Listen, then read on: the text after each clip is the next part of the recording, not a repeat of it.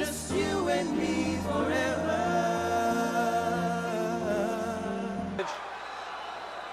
Do you take this woman as your lawful wedded wife? Ooh, yeah! Oh, Place the ring on her finger and repeat after me. With this ring,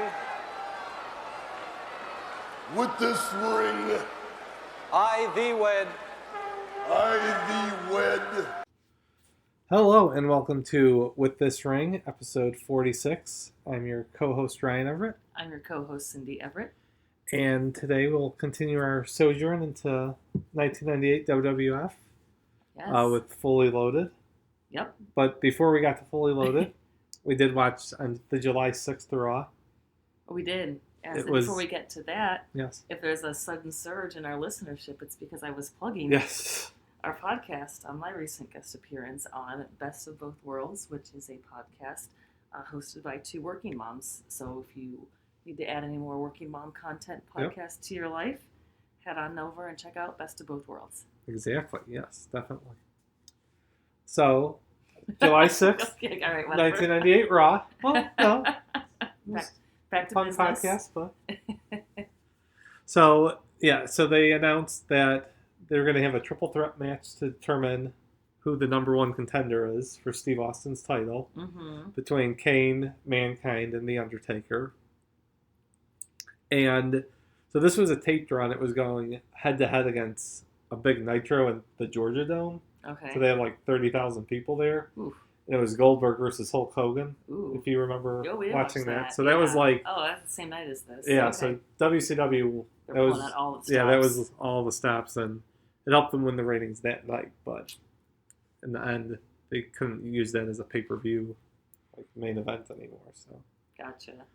I knew something was up with this. Yeah. When we were watching it, I was like, Kane looks different. Like, is he wearing like a strange wig? yes. What happened?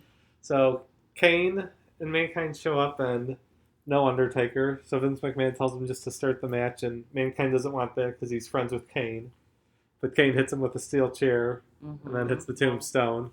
Not friends at all. No, and wins the match. And as Vince McMahon announces that it'll be Kane fighting Steve Austin, Kane unmasked, and it's The Undertaker dressed as Kane. Yeah. And Well, Steve Austin in commentary is very upset by this. Yes. But it was, I mean, I could tell something was off. But I guess they're like, their builds are just similar enough, like from far away. Right. And this was when it was Kane had the full arm on both sides, which you didn't see the Undertaker's tattoos or anything. That's true. Yeah. Well, So yeah, it was a pretty good disguise. and why did they do that? So then the whole thing started to be are Kane and the Undertaker in cahoots. They mentioned that a lot during the That's pay-per-view. So because they're brothers. Yes, because they're brothers. Are they, finally over, the whole trying to burn each other alive thing.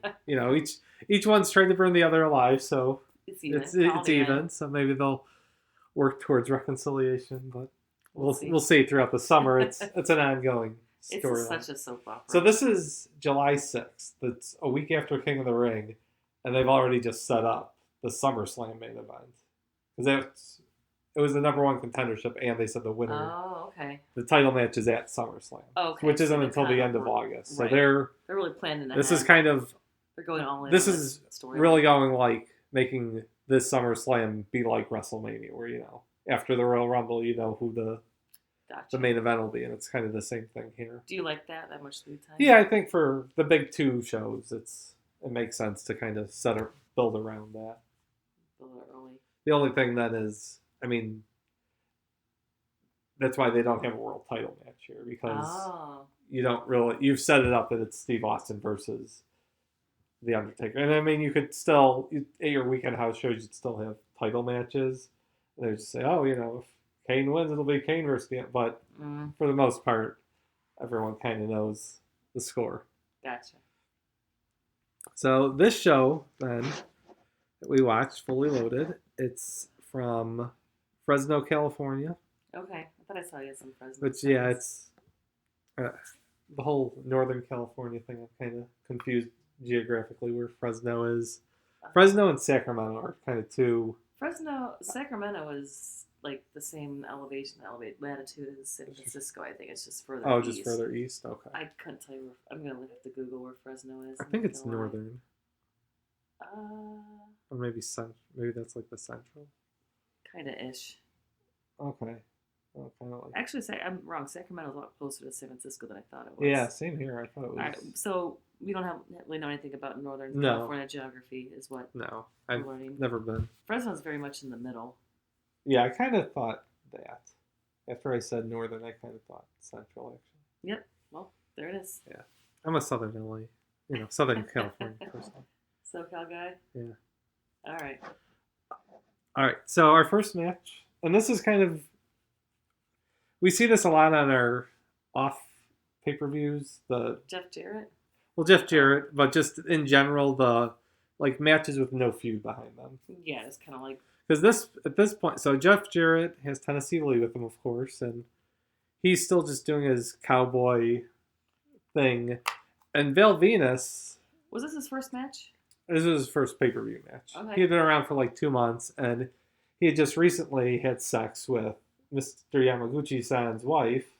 In real life or in storyline? No, in storyline. Okay. It was Well, Land of the Rising Venus was the title of the film.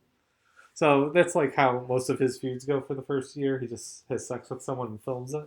Oh. Because he's a porn star. Yeah, stuff that would not happen in 2023. No, I don't think so. No, not at all. So Mr. Yamaguchi-san is down at ringside for this match, but he's just on commentary and doesn't really do much. And he actually, Jerry Lawler kind of makes him sound like a fool quite a bit. Yeah, definitely. Yeah, I was kind of confused while he was there at first, but then he explained to me the whole situation.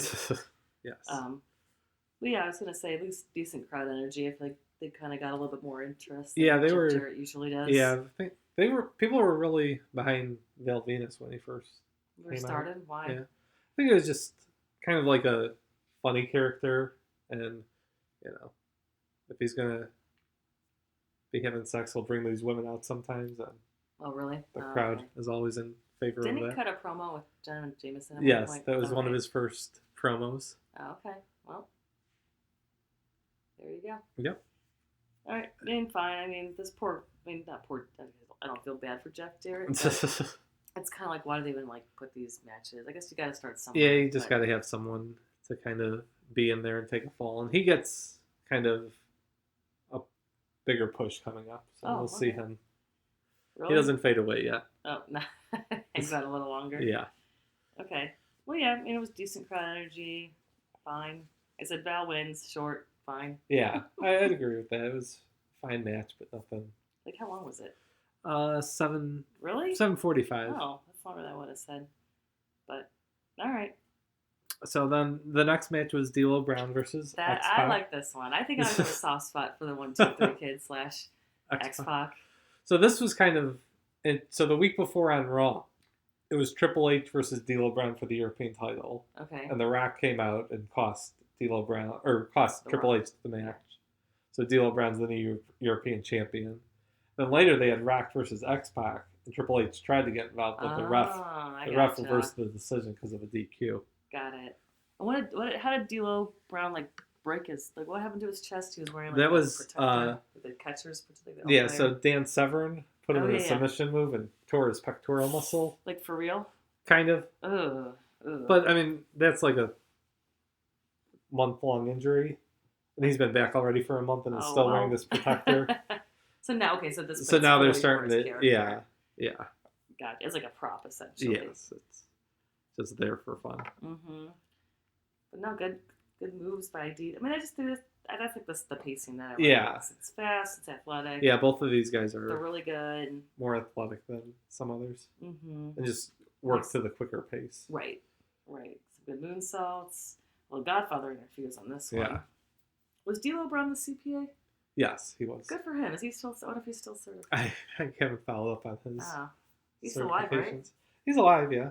All right. Well, maybe he's we all come cross paths and the professional ranks. Setting. AC Connors is legal Connors. Name. Okay. I'll have to look on some of my AICPA, get some education courses, LinkedIn. And see if he comes up at all. But no, it was fun. Yeah, I like that one. Yep. So then next we have kind of an odd Yeah, match. how did So this one happen? Farouk and Scorpio versus Justin Bradshaw and Terry Funk. And the last time we saw Terry Funk, he was teaming with Scorpio. Oh, yeah. So then it just kind of devolved. Like on their B show, which was like Saturday nights at like late at night, they just kind of have like these random matches. So how many shows did they have a week? At this point, well, in July of '98, it would have just been 3 to 4 because they have Raw.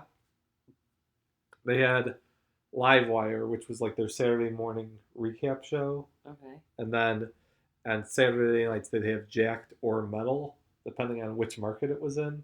Like, Chicago got Jacked, or no, this was still when it was Shocked on Saturday night. Sorry. Shocked on Saturday night was the Saturday night syndicated show. Were you watching all of these? Yes. Livewire sometimes, but the other two. I guess the point I'm trying to make, that's a lot of content. Yeah, and it's nothing compared to what they have. Oh, really? I mean, they have 3 hours of Raw, 2 hours of SmackDown, 2 hours of NXT. Yeah, that's true. There's a pretty big staffs involved then. Yeah. Write all this. So, okay, so anyways, this was... Nine union I was writers. just going to say, yeah. Because obviously... They're not affected? No, Raw could not be stopped. I don't think... Didn't take coronavirus. Yeah, I guess Vince McMahon doesn't really seem like he would deal with unions. Yeah. So, It's kind of like his big thing. Yeah, well. All right. Don't need to say any more about So, that. yeah. So, this is kind of just a throwaway match again. Just kind of slowly building. I mean... match with Terry Funk's is kind of a throwaway. Yeah, and they... right before the match, Terry Funk announces that he's retiring. Again. And, again. And Bradshaw, wasn't told about this and is upset. So then they go out and have their match. And Bradshaw tries to wrestle most of it, by himself. Yeah. He gets upset whenever Terry Funk tags in. He's old. Yes, he is old, but he's still pretty good. Yeah, well, they lose, and then Bradshaw beats up Terry Funk. Oh, you didn't talk at the very beginning about, what they were with Jerry Lawler and Sable. Oh, yes. So the very beginning of the show. You're supposed to give, a 5-minute, a 2-minute recap. Oh, yeah. Well, we kind of did that already, though, with the build-up to SummerSlam. Okay. Yeah. As long as you are satisfied. So, yeah, at the very beginning of the show, before they even have, the WWE signature or anything, we just are joined by Jerry Lawler and his beautiful legging, singlet. I found some good leggings. Yes, that are, for any of you, Jerry Lawler Halloween. Don't give me my idea. It'd be 1998 Jerry Lawler for Halloween. Yes. But anyways, he's in his full dreamsicle outfit and goes into Sable's room. That's a good way to describe it. And wants she says that she'll give him a preview. So why? Well, we can get to it when we get to the actual contest, but they say they're teasing that all night. Yeah. The bikini contest. So she gives him a Jacqueline, preview of the swimsuit, and he freaks out as expected. Mm-hmm. And he's talking about it the entire night. Yes, it comes up multiple times. Yes. In his commentary. So Bradshaw's upset with Terry Funk and attacks him, and then also lays out Farouk and Scorpio with a chair as well. That's right.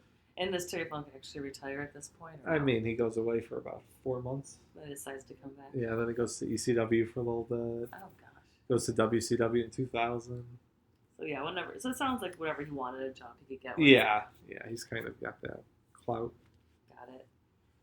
So, the next one, though, it's two good wrestlers, but not a good match. And you said you had some thoughts about this that you wanted to save. Yeah, it was just, I was not very happy with how they treated Vader towards the end of his WWF run. I mean, Mark Henry got good, but at this point, Mark Henry was not great yet. And I get what they're trying to do, get him over because he's younger and stuff. But yeah, and it's just a sloppy match. I mean, Mark Henry does show some legit strength where he does press slam Vader, which at this point was no small feat. Right. Well, never was. Right. But especially... How much does Vader weigh at this point? Probably 460, 470. Yeah. He was getting up there. Yeah, it just wasn't... It was just like a match at half speed. Yeah, it was very plotting, and I mean, they could both have like a 5-minute match with them is probably the right amount of time, but they just need more energy going. Yeah. I said this is like watching a match at half speed. Yeah. It was awkward. They had good combinations, but the transitions weren't good, and it was just Right. Yeah, it was kind awkward. of odd plotting. I said short match, not great. Yeah, and then speaking of matches in half speed, oh Lord, the Disciples of Apocalypse defeat the LOD 2000, and now we have added Paul Ellering to the group. Yeah. Do you know who Paul Ellering is? Remind me. I'm sure. Yeah, we he was talked about originally the Legion of Doom's manager, like early in their career, and like was legitimately their manager. Like, him. Okay. set up their bookings, got their money. Oh, like the and- real manager. Yeah, manager. Not like their pallbearer manager. I mean, he did that also on screen, but Right. yeah, so he was, and then, yeah, anytime he comes into so he wasn't there when they first came to the WWF. Then they brought him in 1992, and that was horrible because then he started walking around with a ventriloquist dummy. Oh. And then, yeah, in 90, and that ended after like 4 months, and then in 98 he comes in, and he's not here very long either. Gotcha. And his first appearance, he showed up and turned on the LOD in his return, Nice. and went with the Disciples of Apocalypse, Whoops. the Nazis. And Sonny is now gone. Yeah, Sonny is gone. It's her first run-in with the law. It wasn't actually running with the law. It was just her drugs Bad. use was getting so bad. Oh, that's sad. Yeah. We've already talked about that. Yes. Okay. Yeah, I said pretty boring. Long chokehold. DOA does the twin magic. And Yes, they do at least get to see some twin magic. Yes. As we were earlier talking about the Bellas off mic. The Garcias now. The Garcias, yes. So obviously twin magic goes long before their... And it's long after. Yeah, and it's still... Yeah, I don't think... still No one persists. thought that they invented that. No, Hopefully. I don't think so. So yeah, the DOA wins with twin magic because one of them... the LOD hit the Doomsday device, which is nice to see at least they're given that, but then twin magic is used and Animals hit with the DDT that kills them. Yeah. But, yeah, I mean, this whole pay-per-view is kind of blah. Yeah. As I'm like, as we're This going was... through these. yeah, the first hour and a half of this was pretty... It's like, this is rough. not a great But I think one. it starts to pick up here. Except for the D-Lo Brown X-Pac match. Yeah, that's a good one. That was good. That's And the then, one bright spot so far. then we go up to the Hart House in Calgary, Alberta, Canada. It was just odd. So Why? it's... Why? So, like, Ken Shamrock said he wanted to face Owen Hart because they still had issues. Unfinished So business. Owen Hart said you could face me on my own turf, the dungeon. So he literally meant his house. Yes, he meant his parents' house. His parents' house. Yes. Like, not like in, Calgary. Right, No. Calgary or in Montreal or in Ontario. No, He meant, like, in my literally parents' house. parents' In my parents' house. basement. That was a real house? Yes, that was their real basement, and it was, I think, like, from what I've seen, other times I've seen the dungeon, I think it's just like a black wrestling mat on the ground. I think they put that green tarp over it, probably because the mat is disgusting. Oh, I'm sure. The whole Hart household is always disgusting because Stu always had like 35 cats walking around. Oh, really? Yeah, they say like the cats would like poop on the kitchen utensils, and then Stu would just still make eggs with like this. Yeah, it was pretty gross. So Very I'm sure there unsanitary. was like cat shit all over that wrestling rug, and anytime someone bled or something, Why they do just they have so many cats? I don't know because they're weird Canadians. And they had a lot of kids, too. Yeah, they had 12 kids. That's 12 a kids. litter enough. Yeah. Well, yeah, the ceiling was all, like, busted. Yeah, the too. ceiling had bustings and. Well, but- I honestly, though, I do give people credit when they have to do, like, matches off-site Yeah, without different- the crowd, in yeah. different environmans. That's got to be Yeah, and this really was tough. and Dan Severn is looking cool, calm, and collected as His, the like, referee. His Tom Selleck mustache Yes, he in is. full effect. Yeah, he has quite the cool look going for him in his WWF Attitude shirt. It's good. It's a good one. So yeah, I like how Ken Shamrock still enters the basement like he's Yes. entering the ring. He gets in the zone while Owen Hart and Dan Severn are just In the chilling in their basement, yeah. Zubaz. They did, like, bring a whole camera crew up to Yeah, they- Calgary. Yeah, they had I think at least 2 cameramen, and there was Mhm. they show the boom mic Yeah. operator a few times. Yeah, So well, like 3 or 4 guys, probably a 5th, some like agent to like kind of direct them what to do and stuff. Right. And yeah, so it's just a submission match, and it only goes 4 minutes, but it is action-packed. They do a lot. They beat the hell out of each other, especially when they're throwing each other's head into the wall. Yeah, well, it was the one wall. I think it was this angle. They kept throwing it. And then someone got their head through Ken Shack got his head through the ceiling, too. Yeah, Owen Hart lifted him up real quick, so he hit his head on the ceiling. Yeah, they keep using the drainage pipe or whatever it was for Hurricane as each one. Each guy gets one off of those. And then in the end, the weights. Ken Shamrock misses a kick to Owen and hits Dan Severn, knocks him out. And Owen quickly grabs a dumbbell, quote unquote, blasts Ken Shamrock with it. And then it makes it look like Ken Shamrock is tapping out to the groggy Dan Severn. Right, obviously. Declares the match for Owen Hart. Mm-hmm. But yeah, I guess as I said in my notes, it's always weird to see those on-site matches with no crowd noise. Right. But, good for them. I mean, they definitely were like, they were gassed by the end. And that's without the crowd noise, you can hear them like... Yeah, and there's no, obviously that setting, you can't roll out of the ring and take a breather. Or even, they weren't even hitting like chin locks to slow anything down. They were just move. They were very... Then next, go. Yeah, so speaking of go, mm-hmm. we kind of slowed things down a little bit, I think. Yeah, I mean, this is just not a good paper. I think that's what I'm realizing. And this is The Rock versus Triple H for the Intercontinental title in a best 2 out of 3 falls match. Yeah, so those, I mean, it's a half-hour time limit. Yes. Did they say that? They did. They had actually, in a smart move, I think, like for the 3 or 4 weeks leading up to this, they started announcing on Raw, like, this match has a 20-minute time. Like, they started announcing it so it wasn't, like, a dead giveaway here when they did it. Like, usually at this point, they would never announce a time limit for any match. And then for a certain match, they'd be like, this match has a 20-minute time limit. And that's the match that goes to the 20-minute. Of course, yeah. So it, like, telegraphs. Gotcha.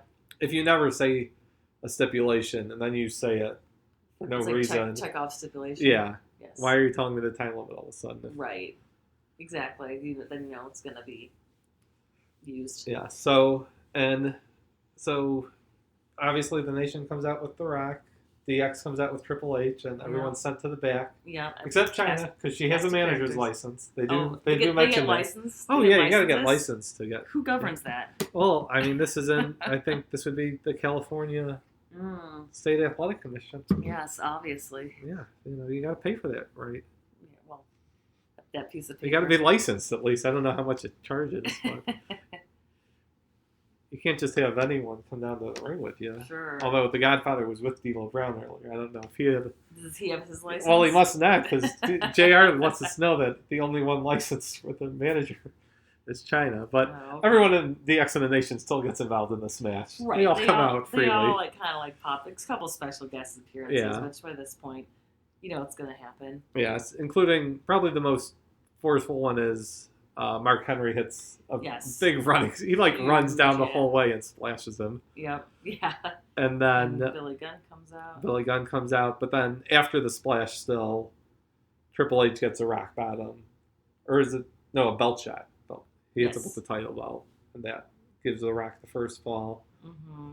And then next we have X-Pac and D-Lo both come out, and China ends up hitting a DDT on The Rock, right? And Triple H pins to get the second one, the second fall. And that's about 24 minutes in, I would say. And where does Road Dogg come in? I thought I remember seeing him.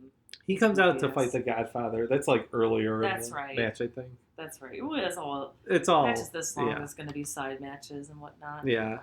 But yeah, I mean, and then magically the 30-minute time. Yeah, when they mentioned, I think the first time they mentioned it was like 3 minutes remaining. Did you think that's what it was going to be, or? I thought it was going to go into overtime. Oh, okay. Because we watched a couple quote unquote time limit matches where it went to overtime and double overtime. Yes. That's what was the one where you couldn't fall down? That was fun. Sting versus Vader. I liked that one. Yeah, it was a sudden death. And then it was, sudden death. Overtime. Overtime sudden death.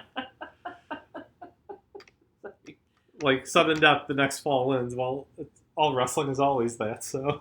Right, but it was like they literally couldn't fall. The first person to fall was loose. That was pretty good. I thought it was going to be not like that goofy, but I thought someone was gonna win. I thought they were gonna be like, oh, now it's 5 minute, overtime. yeah. 5-minute overtime or something. So it ended in a draw. Was pretty like this is Yeah. lame. So The Rock retains officially because Right. the champion retains in a draw, which is So I said boo, anticlimactic. yeah, but it sets up that those two are gonna fight again. Yeah, and match wise, this is fine. Yeah. I mean, The Rock's still kind of awkward. Yeah, they're both kind of still. They're getting better, but they're not able to carry a half-hour match with each other. Well, that's why I did all the special.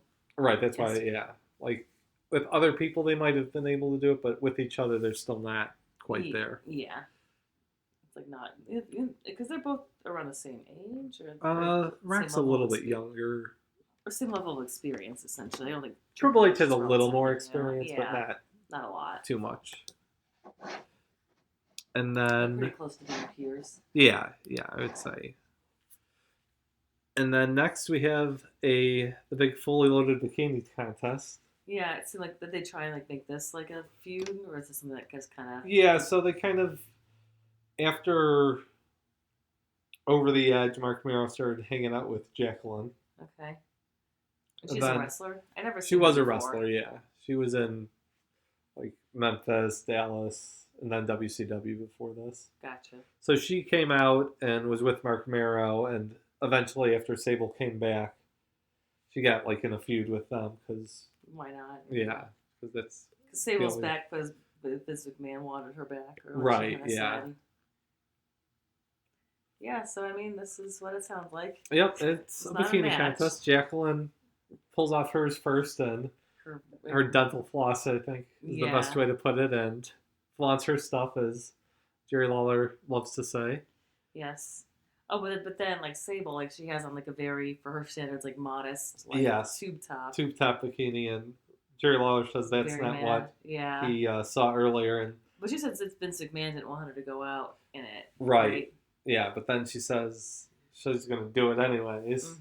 And takes off her first bikini to reveal just handprints on her boobs. Right. It wasn't late, rubber. Rubber paint. Okay. Basically. Yeah. And people lose their minds. Yes, including Jerry Lawler, because the one side camera view is great. He looks literally like the fox in the commercials or in the cartoons, where the eyes bulging out, the heart bulging out. Yeah, the tongue hanging out. Yeah. The eyes. And this really is the beginning of horn dog Jerry Lawler that still sometimes persists today. Whenever he sticks his little head out like a groundhog, sees that there's a Divas match on. 6 more matches, 6 more weeks of Divas matches.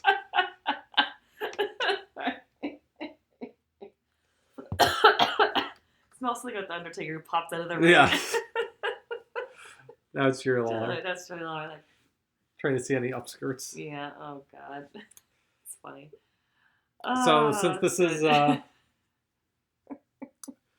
this is fan participation, they announced that Sable is the winner, but then it's reversed because the next night on Raw it's reversed decision because Sable did not wear a legal bikini. Oh, so Jacqueline wins by disqualification. Well, that's like their Reggie Bush getting disqualified. 5 years after the game, but doesn't really change how I felt. You guys won. Doesn't really change how I felt in 2005 watching that game, but yep. So good for Jacqueline, I guess. Yeah, she prevailed.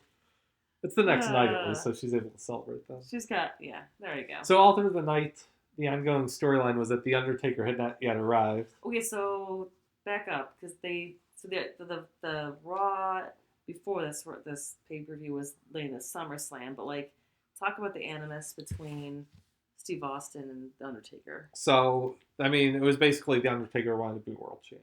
Okay.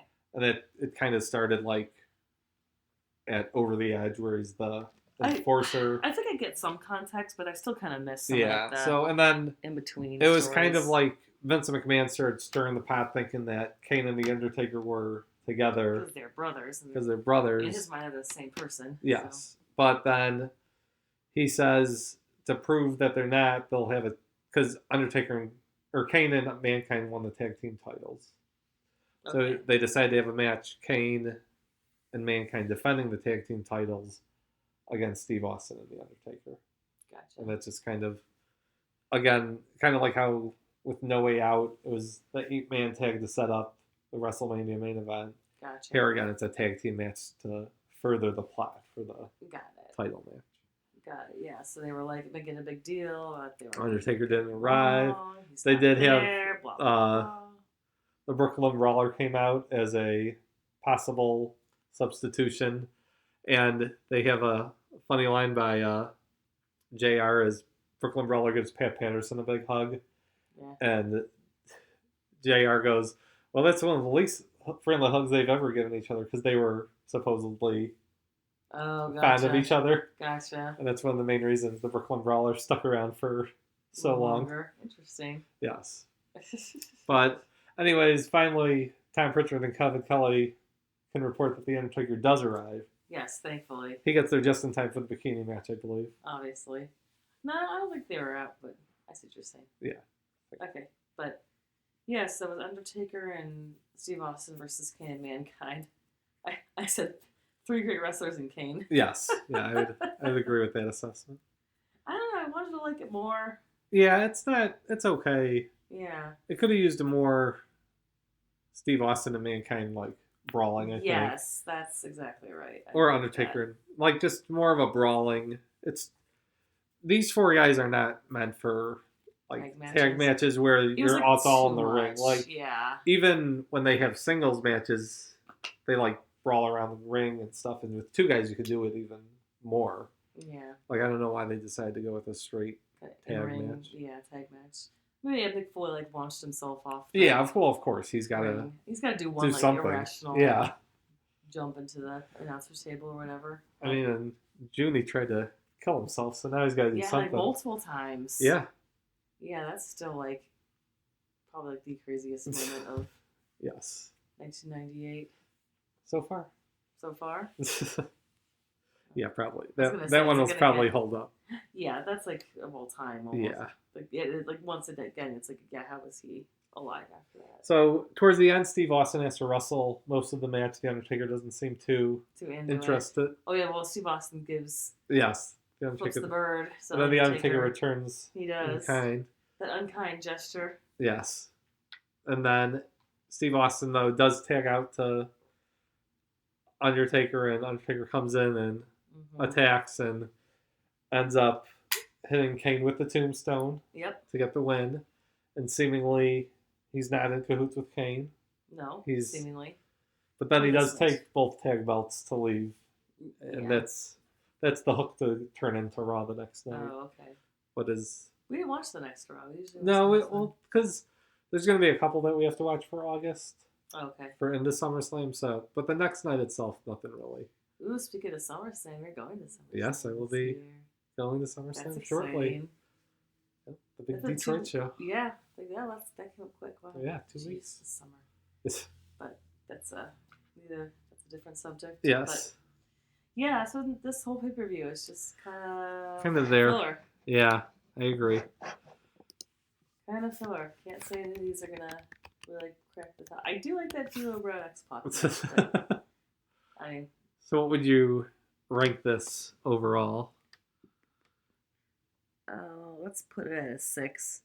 Unforgiven and over. I mean, I don't think it was any better or worse than Unforgiven or Over the Edge. I'm gonna go 5.5. Oh wow! Ooh. I don't think because I mean I look at it a lot like No Way Out, but it doesn't have the main event that No Way Out did. So that's my story. Yeah, no, I support that. All right. What is your top 2? Top 2 matches. The D-Lo Brown and X-Pac one. I think that's pretty clear. Okay, yeah, you're a fan. Val Venus, no. Terry Funk, no. Vader, no. DOA, definitely not. Weird Ken Shamrock and Hart match. Triple H and The Rock. I guess the main event. Okay. How about you? Well, I love the dungeon match. Do you? Yes. I was almost gonna pick that one. It's fast. It gets you in and out. Was that like a fake dumbbell they hit him with? Probably. Yeah, I figured. They did kind of like stumble over towards like the real ones at one point. And they kind of like put it to the throat, but yeah, the one that he hits him with, it I mean, I don't know what kind of weight Stu Hart has, though. He might have something like insane, from the 1920s that looks Was fake he also now. a wrestler? He was a wrestler, but more so, he was a trainer and promoter. Gotcha. Like he ran Stampede Wrestling up in Calgary and That's right. trained all his children's enough, but Yeah. trained all his children, trained all his son-in-laws who were also Children's wrestlers. spouses, Yeah. Like British Bulldog, Jim Neidhart. Gotcha. Are there still shows in Calgary? No, that. It's all I mean, gone. that ended in like 1988. Oh, okay. Steve So Austin. that's not going to be our next like vacation to Calgary? I don't think so. I mean, could if you really want. No, I'd rather go to like a match in like England or something like we Yeah. talked about, or Scotland or Wales. Well, John Cena's putting out that WrestleMania in London crap, but it'd be weird. It's weird to have him come out and cut that promo. Yeah. They're not going to do it, but Right. they're not going to do it at least in the next 2 years. All right. We got The time dungeon match. to save up for that. I'll also go with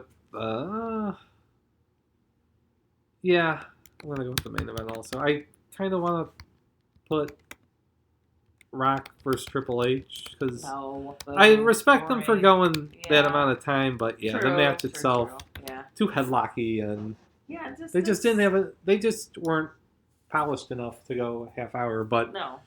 that's the thing. If you want someone in the show to go and have a long match, that was kind of it.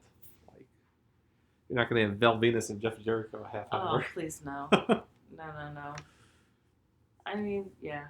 So did they just feel compelled to have one pay-per-view per month, even if they didn't Yeah. have Oh, any yeah. This content? was after it was in 1995 where they were both companies up to 12 shows a year. And Oof. it didn't matter what you had. You just. What did it? I mean, this was essentially like in the early 90s, you'd have like a Saturday night's main event, or even like the week before SummerSlam, they'd have the SummerSlam Spectacular and stuff. And that would kind of be what this card is. Gotcha. And this was the summer before you started 6th grade? 7th. 7th grade. Yeah. Yeah. So I was. Yeah. Yeah. And this was like every week. So you're saying every night you sleep Every over? Monday night, yeah, I'd sleep over at Sean's. He'd sleep over at my house. Aw. For the big July 6th show, we were at Min's because it was her birthday. Oh, right, I was so- going to say, yeah. Yeah, we were using So you and Nick and Matt. that previous probably- channel button, wearing Between it what? out. Oh, between the Goldberg. Oh yeah, Nitro. Goldberg. Well, especially with the tape draws, you knew what was going to happen. What do you mean? So Raw was live on Monday, and then that Tuesday they would tape the next week's Raw, Oh, okay. just to cut down on production costs and stuff. Mm-hmm. So like by Wednesday, you'd go online and read the results of Raw. Oh, okay. So then you could kind of figure out, well, I don't need to watch. I could watch Nitro at this point because it's going to be a Val Venus versus Jeff Jarrett match. And Like, we've already okay, seen yeah. that. Right. Whereas, Steve Austin's starting the show, so I want to watch that. I don't care what's happening on Nitro. That's kind of how Your I logic was. worked. Yeah. All right, but next, so not the greatest show, No. but next we go to SummerSlam, Good. the I have higher, second biggest show of the higher year. expectations, I Yeah, hope. and so Attitude Era, 1998, Era.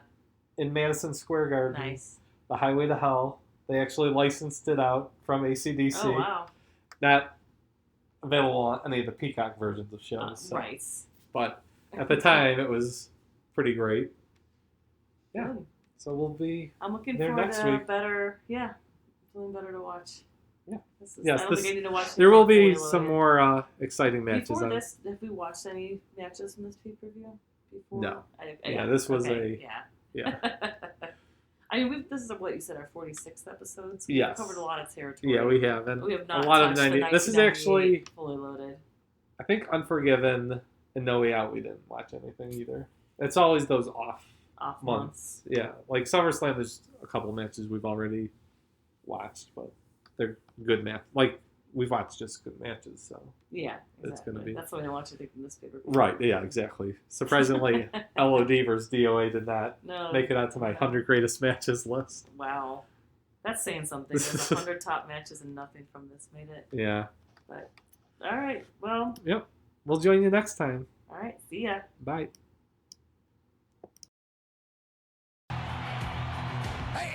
what's going on? What a great weekend it is going to be because there's a World Wrestling Federation pay-per-view this weekend, and it's a pay-per-view that will be great from top to bottom. Know what I mean? I'm talking about Fully Loaded in your house this Sunday, July 26th, 7 o'clock Eastern, 4 o'clock Pacific, live exclusively on pay-per-view and the main event.